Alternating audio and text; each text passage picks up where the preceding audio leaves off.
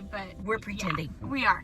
This is my Aunt Lee, and some of you might think she looks like my mom because that's my one sister.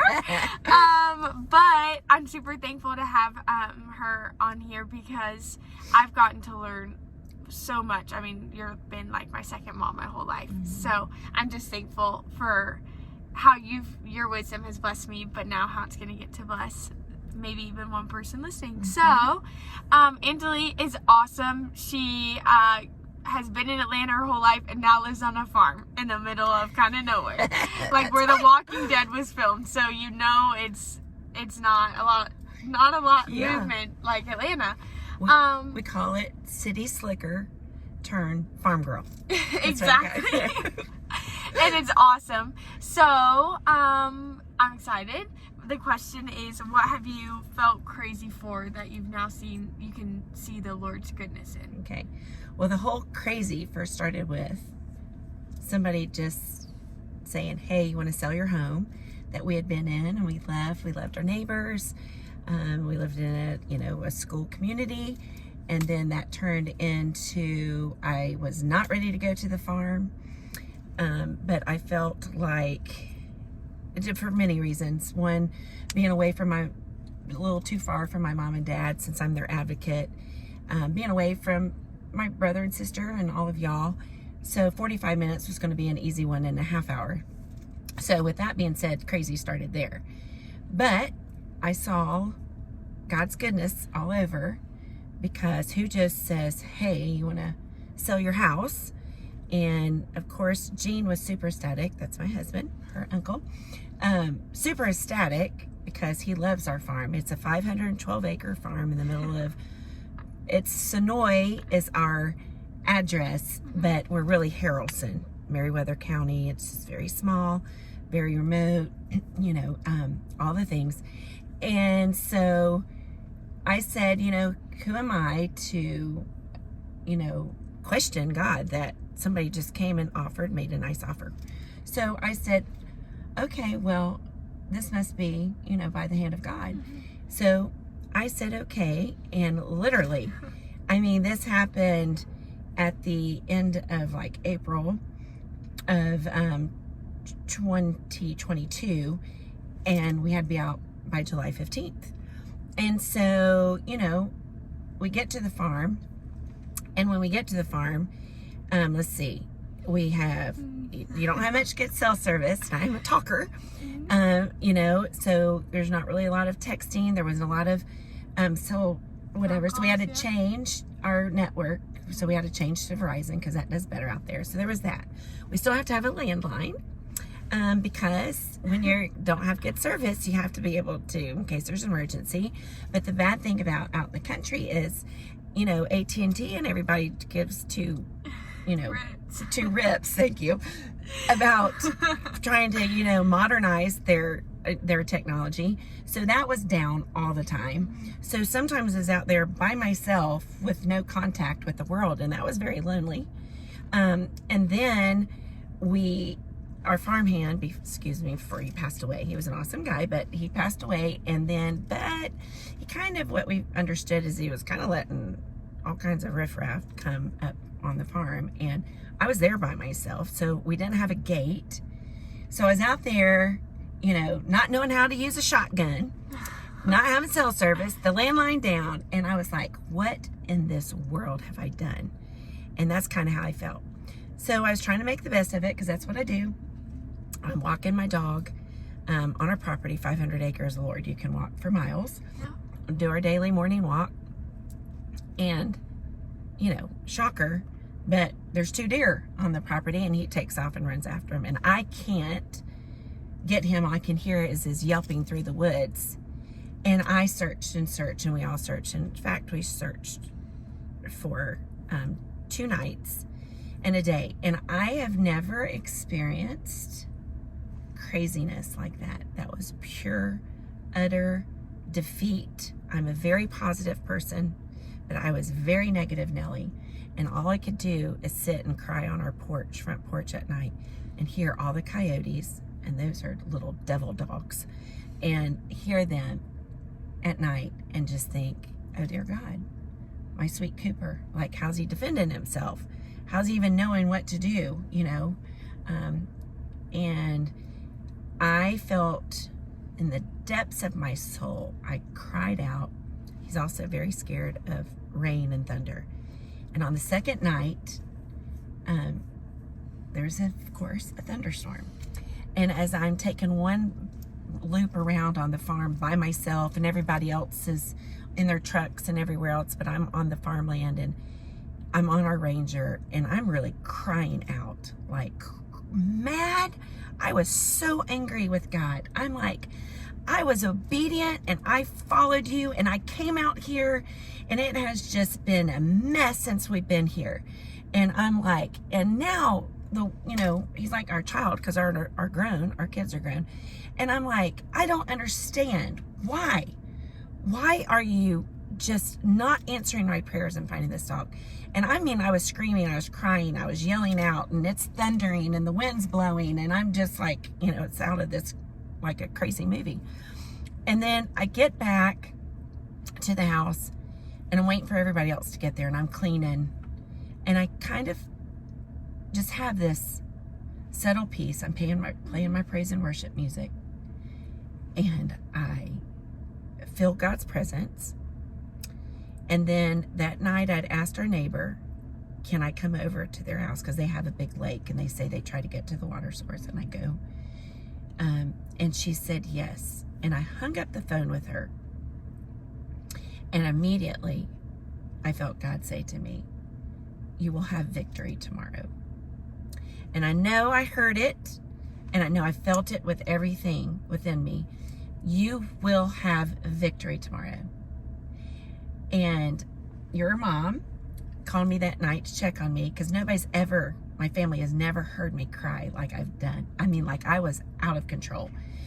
And she said, how are you doing? And I said, I'm good, because I'm claiming victory tomorrow, because God will bring that dog home.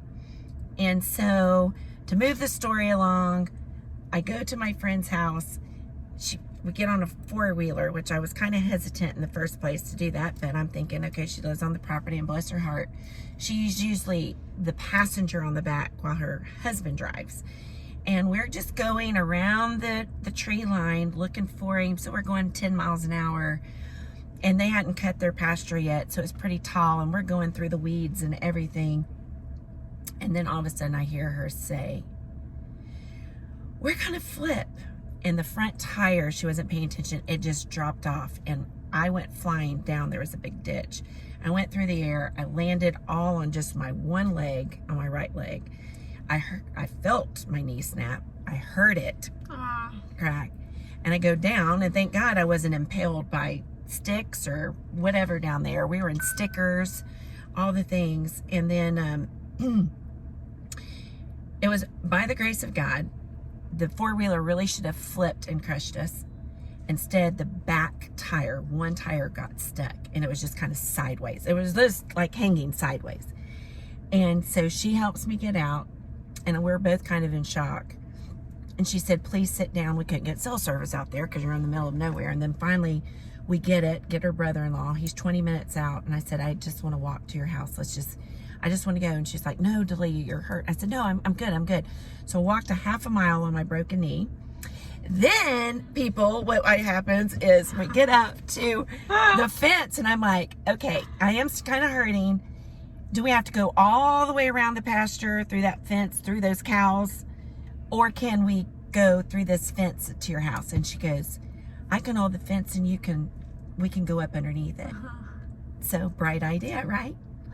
Well, except it was an electric fence. Oh my God. This doesn't get old. No, she goes to, and I guess she had rubber boots or whatever. She wasn't feeling it.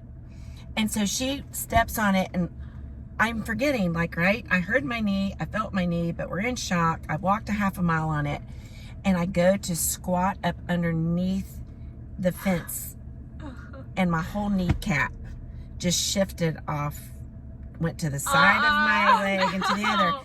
And I screamed out, and then she screamed like, oh my God, what's the matter? And I was like, oh, my knee just shifted. And I stood up, and I grabbed the fence. And then I let go of the fence and I said, is your electric fence on? She's talking to her brother. He goes, is the fence on? And he goes, yes. So I stand up and I look at her. I go, I don't feel very good. And she said, here comes my brother-in-law. Just hang in there. Just hang in there. And I was like, I really don't feel good. And he came in like on 2 wheels in this old truck. And as soon as he got out and came over to me, I just got it. And I said, I'm going to pass out. And he just laid me down in the pasture. And I passed out. Then he gets me up in his front of his truck. I pass out in there again. And the pain is so riveting at this point. So anyway, I get to the emergency room. But what I left out was, as I'm walking, and she's behind me, like literally, the weeds are this tall. And I have on, short sleeves. We're just covered. And I hear God. And I said, God, I don't know who's going to be looking for this dog because you got one man down. That's me. But you promised me victory today. And I'm claiming that. I don't care about my knee. I just want him home safely. And we get to the ER. I get back in the back where they're checking me out. And our farmhand called, Uncle Gene. And I heard him go, man, I'm going to tell her now. And he said, Cooper's sitting on the front door. And I bawled so loud that I know the entire emergency room heard me. I just hollered with this, of course, being so elated that the dog was safe. But I was also that God gave me victory. And something that I was so broken over. But it was such a reminder that, I didn't trust him. And I was at a very low point, and I felt very low. And I'm very faith driven. But he reminded me, when you're at that, and he's still going to bring us through. And that was just out of everything, I had lots of recovery for my shoulder, for my knee, lots of rehab. And I just kept remembering, first off, better my knee than my neck. Yeah. And so you have to, the thing I love to say is find the blessing in the crazy. And I have a whole lot of crazy in my life. That means I have a whole lot of blessings. Yeah. So that is my my victory. I love it. I know. Thanks for sharing. I know. Thanks for having me. This is fun. I like to talk, so I could do this all the time. Well, I just praise God for, he didn't, none of that hard and victory had to happen. And yeah, the hard did happen, and how much sweeter was the victory. And that's a very good point. And just set the precedent now for your whole time and new season living there. And it is. And it's really, because then, right after that, Mimi, your grandma, my mom, went in the hospital. And that's what I was worried about, being 45 minutes away. Now I'm an hour and a half. And at Atlanta, nothing is just an hour and a half. No. Because then you had traffic on top of that. And then when she went in the hospital and making that trek back and forth from the farm, and I said 2 things out of that. One, you don't know what you don't know, okay, until you get to experience it. But 2, I can say matter-of-factly that the good Lord knew what I needed even when I didn't know I needed it. And he knew I needed that farm. And I would take my time in my travels, back and forth every week. And I would sing my praise and worship, and I would catch up on being intentional with my conversations with people. But just feeling my praise and worship, I had it cranked, Yeah. But it was such it spoke to my heart. And I remember I'd be nearing the entrance to our farm and just going, thank you, Jesus, I'm home. Yeah. And I felt such peace. And I was like, God has a plan. Yeah. And sometimes we just have to go around, because now I appreciate it so much, where I might not have had I not gone through all of the mucky waters. Yeah. But I for sure know I've landed on the mountaintop. with being Praise at that God. farm. Yeah. That's awesome. I know. Love it. Well, we love you too, and we do. hope you have the best weekend ever, and we'll see you soon. I'm Besos.